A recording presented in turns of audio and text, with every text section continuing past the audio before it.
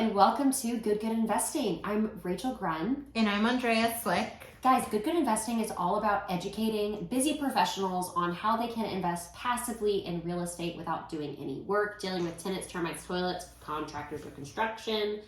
It is truly a hands-off, white glove luxury experience to invest in multifamily real estate. And so if you are overworked and not sure what you're going to do about retirement, maybe have a call, chat with us. We can talk about if multifamily is or maybe isn't a good fit for you. It's not great for everyone, I'll be honest. Yep.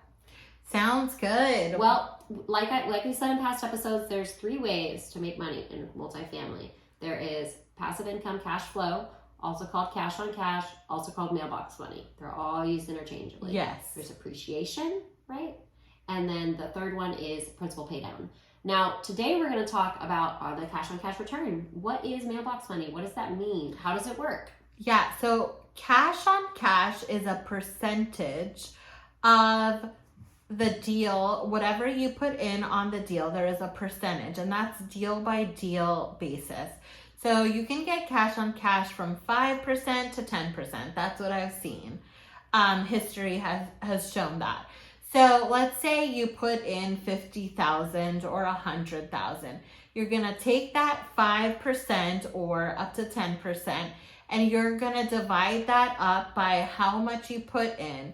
So that will be like easy calculations. I think if you do 100,000 and it's an 8% return, you're gonna get 1,500 every quarter after 6 to 9 months, because we have a period of time where we need to make sure that the property has like everything going on with just the value adds, the rehab that we're doing. So there is that waiting period, but you start from day one accumulating that cash on cash.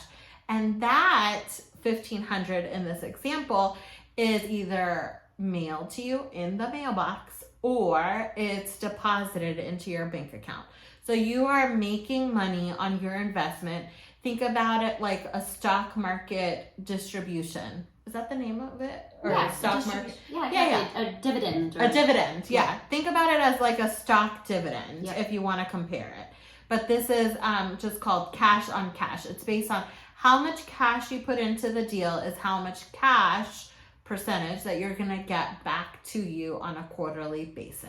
Yeah, so cash on cash, that's all that it means. Just like Andrea said, it's the cash returned to you from the cash that you invested.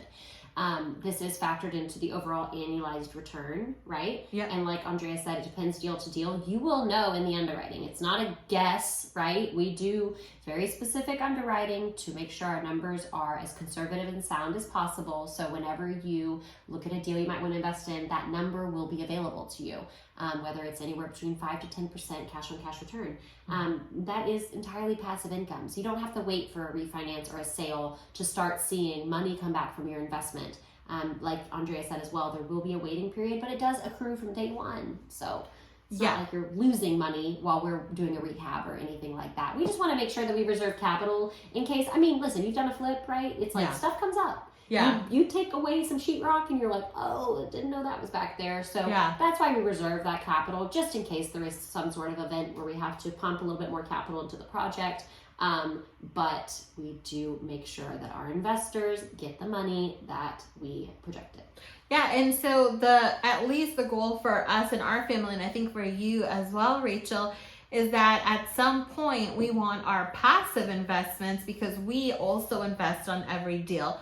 We want our cash on cash to supply our lifestyle. So we want to get to a point where we just live off of the passive income. Yes. And I think Kendra does I was about that. to say, my mom was able to do that. That's why, if you guys have downloaded our ebook, The 4 Steps to Financial Freedom, one of the most important steps is identifying your magic number. What's that number you need to make per month in order to quit your day job? Yeah. And for me, gosh. What's that number? Just for me to get by, you're going to scream because it's probably lower than yours, but I only have 1 kid, okay? But for me to just get by and be okay would be $12K a month. That's amazing. Yeah, I think that would be my number, which is what, $144,000 a year. Will that get you to fully retire? Would you give everything else up? I wouldn't be able to travel and stuff, but it would like pay my expenses and then also have like an emergency on the side. Okay. It wouldn't be like a lavish lifestyle, but it would mean that I wouldn't have to pound the pavement as much. Yeah. It would just be like my bare minimum. That's what your magic number is. Like, what's your bare minimum? Not necessarily to maintain the lifestyle that you have, but to pay your bills and take off that stress from your W-2, right? So I've never actually calculated the bare minimum because, let's be honest, I don't want to live that bare minimum life. So what's your Lux life? My Lux life looks like $40,000 to $50,000 a month. Yeah, totally. So and I'm not flying private jets at that. I don't think. Yeah, but it grows from there, right? Right. It grows from there. That's not the ceiling. That's just like the cement. That's the yes, concrete. yeah. That's just the bare minimum. And you know, say the cash on cash return average is 8%. Okay, just for easy math.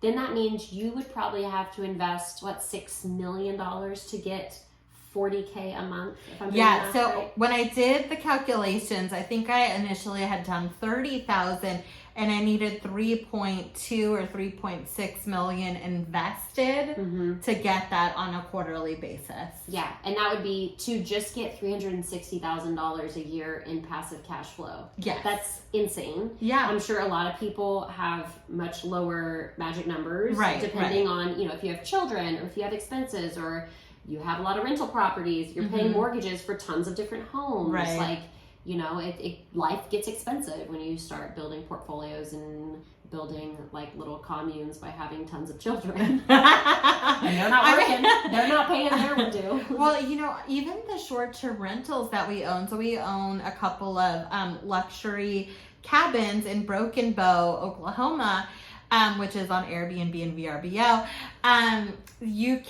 We rent them out, and some months they are amazing. But some months they're kind of low. Yeah. So we have to have income stored up for those low months.